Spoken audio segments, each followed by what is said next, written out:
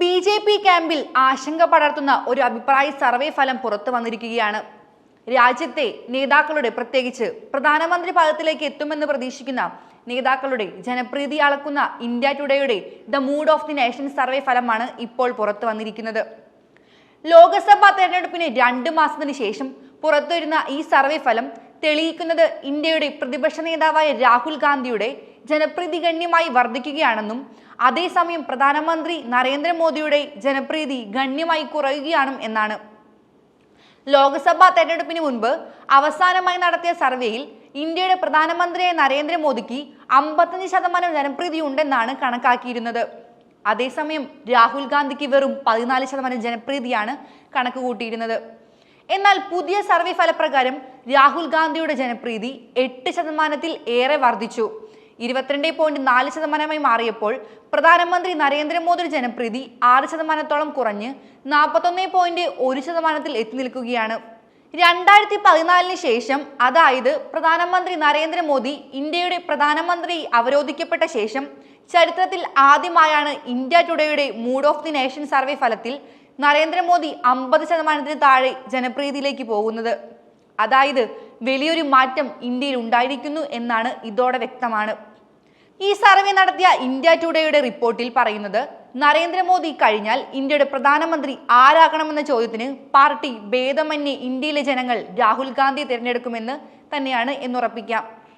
രാഹുൽ ഗാന്ധി കഴിഞ്ഞ കുറച്ചു നാളുകളായി സമൂഹത്തിലും സാമൂഹ്യ മാധ്യമങ്ങളിൽ നടത്തിക്കൊണ്ടിരിക്കുന്ന ഇടപെടലുകൾ വ്യക്തമായ ഫലം കണ്ടു തുടങ്ങിയിരിക്കുന്നു എന്നതിന്റെ തെളിവ് കൂടിയാണ് ഈ സർവേ ഫലം.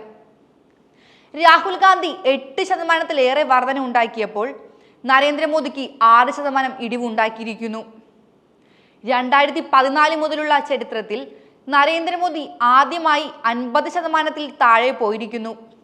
ബി.ജെ.പിയുടെ അടുത്ത പ്രധാനമന്ത്രി എന്ന് കണക്കാക്കി വെച്ചിരിക്കുന്ന ആഭ്യന്തരമന്ത്രി അമിത്ഷായ്ക്ക് പോലും രാഹുൽ ഗാന്ധിയേക്കാൾ കുറവ് ജനപ്രീതി ഉള്ളൂ എന്നാണ് നരേന്ദ്രമോദിയുടെ സ്തുതിപാഠകരായ ഇന്ത്യ ടുഡേ തന്നെ പറയുമ്പോൾ സമൂഹത്തിലും മനുഷ്യരുടെ മനസ്സിലും ഒരു വലിയ മാറ്റം ഉണ്ടായിട്ടുണ്ട് എന്ന് വ്യക്തമാണ്.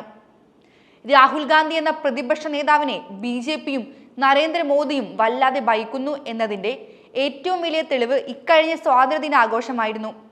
സ്വാതന്ത്ര്യദിനാഘോഷങ്ങളിൽ പങ്കെടുക്കാൻ എത്തിയ രാഹുൽ ഗാന്ധി എന്ന പ്രതിപക്ഷ നേതാവിനെ പ്രോട്ടോകോൾ പ്രകാരം മുൻനിരയിലായിരുന്നു ഇന്ത്യൻ സർക്കാർ ഇരുത്തേണ്ടിയിരുന്നത്. നരേന്ദ്രമോദി സർക്കാർ അദ്ദേഹത്തിന് ഇരിപ്പിടമൊരുക്കിയത് ഒളിമ്പിക്സിൽ പങ്കെടുത്ത കായിക താരങ്ങൾക്ക് പിന്നിൽ 5ാം നിരയിലായിരുന്നു. സാമൂഹ്യ മാധ്യമങ്ങളിൽ ഇതിനെതിരെ വലിയ കോലാഹലങ്ങൾ ഉണ്ടായി. ആളുകൾ വലിയ രീതിയിൽ മോദിയുടെയും ബി.ജെ.പിയുടെയും സമീപത്തെ വിമർശിക്കുകയുണ്ടായി. 2014 ശേഷം ഇന്ത്യക്ക് ലഭിച്ച പ്രതിപക്ഷ നേതാവാണ് രാഹുൽ ഗാന്ധി. ആ പ്രതിപക്ഷ നേതാവിന് അർഹിക്കുന്ന ബഹുമാനം നൽകാൻ നരേന്ദ്രമോദി സർക്കാർ തയ്യാറാകുന്നില്ല എന്ന വിമർശനം പണ്ടുതന്നെ ഉണ്ടായിരുന്നു.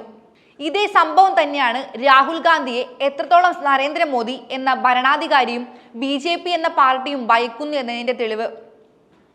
രാഹുൽ ഗാന്ധി നടത്തിക്കൊണ്ടിരിക്കുന്ന ഇടപെടലുകൾ, സമൂഹത്തിന്റെ എല്ലാ കോണിലും പെട്ട മനുഷ്യരുമായി അദ്ദേഹം നടത്തിയ സംവാദങ്ങൾ, ഇതെല്ലാം തന്നെ കൃത്യമായി ഫലം ചെയ്യുന്നുണ്ട് എന്ന് ഈ സർവേ ഫലം തെളിയിക്കുന്നുണ്ട്.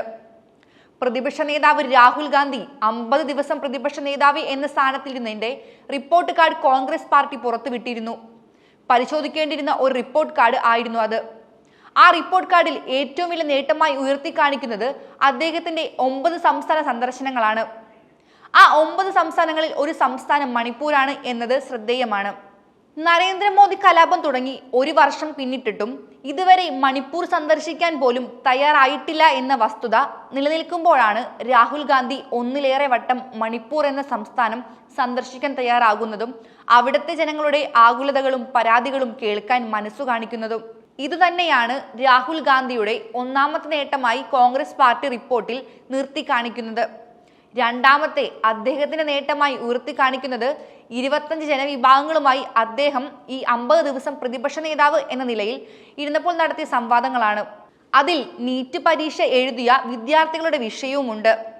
അവരുടെ ആകുലതകൾ കേൾക്കാൻ തയ്യാറായ ദേശീയ തലത്തിലെ ഏക നേതാവ് രാഹുൽ ഗാന്ധി ആണ് എന്ന് പറയേണ്ടതുണ്ട്. അതോടൊപ്പം തന്നെ കർഷകരുടെ പ്രശ്നങ്ങൾ കേൾക്കാനും അവരുമായി സംവദിക്കാനും സമയം കണ്ടെത്തി. കെട്ടിട നിർമ്മാണ തൊഴിലാളികളുമായി ചർച്ച നടത്താൻ അദ്ദേഹം സമയം കണ്ടെത്തി. സമൂഹത്തിലെ നാനാതുറയിൽപ്പെട്ട എല്ലാ മനുഷ്യരുമായി റെയിൽവേയിലെ ലോക്കോ പൈലറ്റ് മുതൽ ശുചീകരണ തൊഴിലാളികൾ വരെ ഉള്ളവരുമായി ചർച്ച നടത്താൻ അദ്ദേഹം ഈ 50 ദിവസത്തിനിടെ സമയം കണ്ടെത്തി എന്നതും എടുത്തു പറയേണ്ട നേട്ടമാണ്. എന്നാൽ ഇന്ത്യയുടെ പ്രധാനമന്ത്രി നരേന്ദ്രമോദി ഈ 50 ദിവസത്തിനിടെ സമയം കണ്ടെത്തിയത് റഷ്യയും യുക്രൈനും സന്ദർശിക്കാനായിരുന്നു എന്ന വസ്തുതയും ജനങ്ങൾ കാണുന്നുണ്ട്. അതോടൊപ്പം തന്നെ രാഹുൽ ഗാന്ധിയുടെ മറ്റൊരു നേട്ടമായി ഈ റിപ്പോർട്ട് കാർഡിൽ ഉയർത്തി കാണിക്കുന്നത് അദ്ദേഹത്തിന്റെ 9 പാർലമെന്റ് പ്രസംഗങ്ങളാണ്. അദ്ദേഹത്തിന്റെ ആദ്യത്തെ പാർലമെന്റ് പ്രസംഗം കേൾക്കാൻ മാത്രമേ നരേന്ദ്രമോദി ഉണ്ടായിരുന്നുള്ളൂ.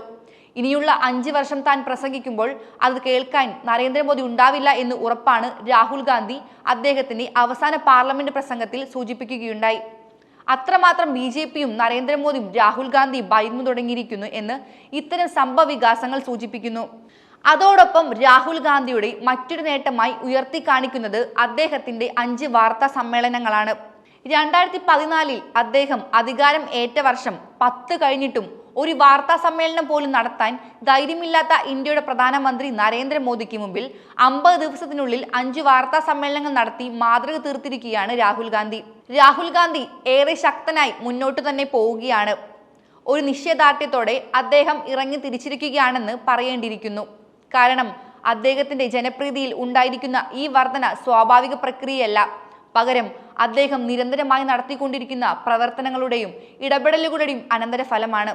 അഭിപ്രായ സർവേയിലെ ജനപ്രീതിയിലുണ്ടായ ഗണ്യമായ വർധനവ് അടുത്ത തവണ രാഹുൽ ഗാന്ധി പ്രധാനമന്ത്രി പദത്തിലേക്ക് എത്തിച്ചേരാൻ ഇടവരുന്ന വഴി സൃഷ്ടിക്കുകയാണ്.